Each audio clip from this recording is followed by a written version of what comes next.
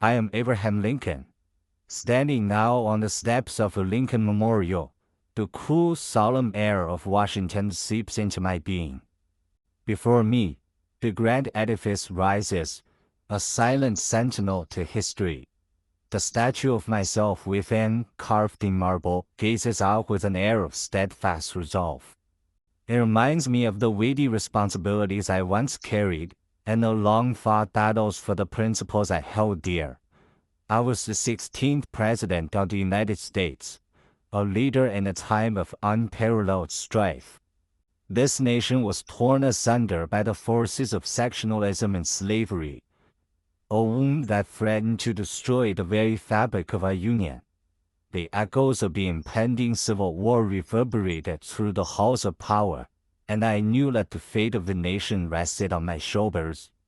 My goal was clear: to preserve the Union, a concept deeply rooted in the ideals of federalism. The Union was not just a collection of states. It was a sacred covenant, a union of people bound by the principles of liberty and equality. Slavery, that great moral stain on our nation, was an anathema to these ideals. It was a system of oppression that violated the natural rights of man, and I was determined to see it abolished.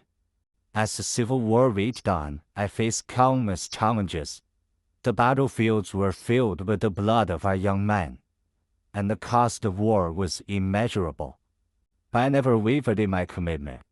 I issued the Emancipation Proclamation, a bold and far-reaching executive order that declared slaves in Confederate-held territory to be free.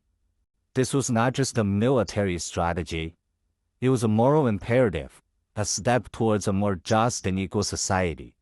The Gettysburg Address, perhaps one of my most famous speeches, was a moment of reflection and inspiration. In that speech, I spoke of the great task remaining before us, of a need to ensure that government of the people, by the people, for the people, shall not perish from the earth. It was a call to arms for a nation to rise above its divisions and work towards a common goal. Now, as I stand here, I look out at the crowds of people who come to pay their respects. They come from all corners of the nation and the world to see the memorial that stands in my honor. But I can't help but feel a sense of sadness. The scars of the Civil War, though healed in many ways, still run deep. The struggle for equality and justice is an ongoing one, and there is still so much work to be done. I see the changes that have taken place over the years. The nation has grown and evolved, but the core values that I fought for are still under threat.